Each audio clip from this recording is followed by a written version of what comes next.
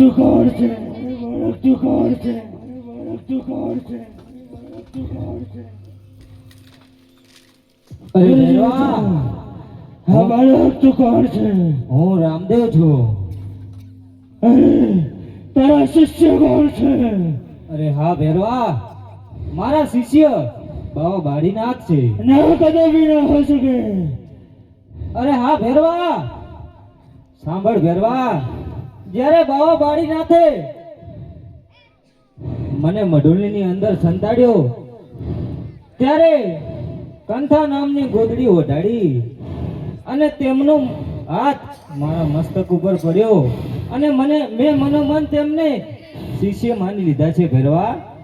ગુરુજી બચાવ!